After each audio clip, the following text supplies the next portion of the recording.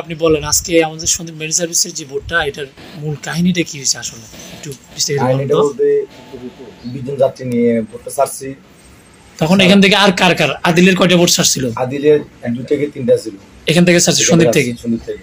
এরপর আমরা ছাড়ছি। ওদের পর আপনারা ছাড়ছেন? আচ্ছা। ছাড়ার পরে আপনার আলহামদুলিল্লাহ মানে প্রায় একদম কাছাকাছি গেছি। কাছাকাছি বলতে কোথায় গেছেন? জায়গার কাছাকাছি একদম। কুমিরা শিপইয়ার্ডের মানে ফিল্ডের একটু কাছাকাছি। ওই যেখানে জাহাজ কাটে ওখানে চলে গেছে। ওখান থেকে আপনার মনে করেন আপনার আধা কিলোমিটার হবে না মনে হয়। আধা কিলোমিটার হবে না। আর অনেক কম হবে। ওখানে যাওয়ার পরে ঢেউগুলো আমি কাটতে পারতেছি না। ঢেউর অবস্থা খুবই খারাপ, খুব ভয়ানক। আচ্ছা। ঢেউর অবস্থা খুব খারাপ দেখে আমি শান্তি আয় করতে পারি নাই। জি। তো আমি যাত্রীর সেবার জন্য যাত্রীর অবস্থা দেখে আমি ভোটটা আমার কোম্পানির ক্ষতি করো ভোটটা ফিরে দিছি। মানে পাথরের সাথে লাগাই দিয়েছেন? লাগাই দিছি। কি কোনো যাত্রী কি নদীতে ঝাঁপ দিছে বা কোনো ঘটনা ঘটছে? সবাই তো একটা যাত্রীর একটা মানে একটা মাল কোনো ক্ষতি হয় না, সব যাত্রী আলহামদুলিল্লাহ সবাই সুস্থভাবে নামছে। এটা সবচেয়ে বড় বিষয়। তো সবাই যাত্রীদের আমাদের মালের ক্ষতি হলো, আমাদের পুরো একটা ক্ষতি হয়নি, একটা যাত্রীর ক্ষতি হয়নি। সব যাত্রী বাচ্চা হইতে মাল হইতে সবগুলো সুন্দর সুস্থভাবে নেমে গেছে ফিলের মধ্যে। আচ্ছা, সোশ্যাল মিডিয়ায় আমরা দেখলাম যে অনেকে লেখালেখি করতেছে যে মাঝ নদীতে স্পিডবোট দুর্ঘটনা। আসলে মাঝ নদীতে যদি স্পিডবোট দুর্ঘটনা হয়, আমরা ভিডিওতে যেটা দেখলাম যে আপনি কুলে যাত্রীদেরকে নামাচ্ছেন স্পিডবোটে, এই কথাটা সম্পর্কে আপনি কি বলবেন? এটা আসলে মিথ্যা?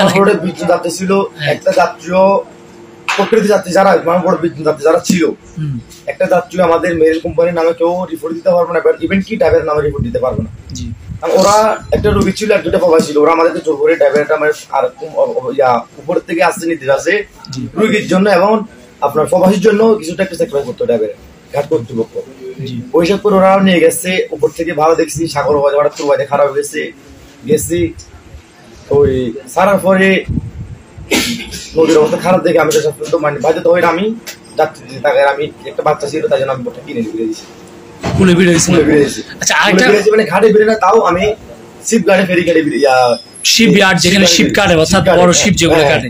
আচ্ছা, আরেকটা কথা আসছিল যে অনেকে সোশ্যাল মিডিয়াতে বলা বলি করতেছে যে 1 কিলোমিটার 7টা নাকি যাত্রী উপরে আসে, এই কথাটা কি আসলে মানে এটা সত্যি না? আসলে আমাদের যাত্রী যে আমার পরে যেগুলো ছিল একটা যাত্রীও বদনাম করতে পারবো না। ইভেন যে মতলব আমি কষ্ট করছে বলেছিলাম, আমি ভালো একটা ভিডিও বানাইছি যাত্রী যে আমার পরে ভিডিও বানাইছে, ঠিক আছে, ভিডিও বানানোর পর ওরা ভালো কথা ভালো বয়স দিয়ে ভিডিওগুলো বানাইছি।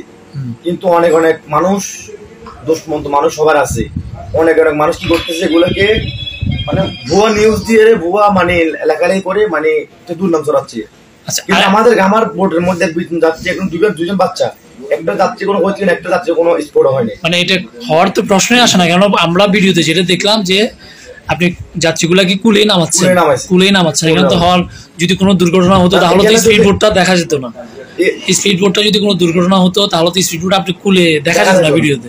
এটা সংক্ষিপ্ত পরিষ্কার, যারা মস্তিষ্ক নিয়ে কথা বলে তারা, যাদের ব্রেন বা বিবেক, তাদের বিবেক জ্ঞান বোধ আছে, তাহলে ওরা বুঝতে পারবে যে আমার বোটটা যদি দুর্ঘটনা হয় তাহলে বোটটা কিনলে কিভাবে আসবে, তার সঙ্গে কিভাবে নামবে। যারা প্রকৃত জ্ঞানী ব্যক্তি তারা বুঝতে পারবে। এটা দেখি লেখালেখি দেখলে বুঝবে না, দেখালে অনেকজন অনেক কথা বলবে। যদি ভিডিওতে যারা জ্ঞানী ব্যক্তি তারা ভিডিও দেখলে বুঝতে পারবে যে কি আমার বোটটা কি যাত্রী ক্ষয়ক্ষতি হচ্ছে না হয় নাই, ভিডিও দেখলে বুঝতে পারবে বোটটা কই ছিল।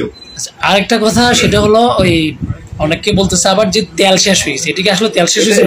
এটা ভুল কথা, এটা তো ভুল কথা, তেল শেষ হয় নাই।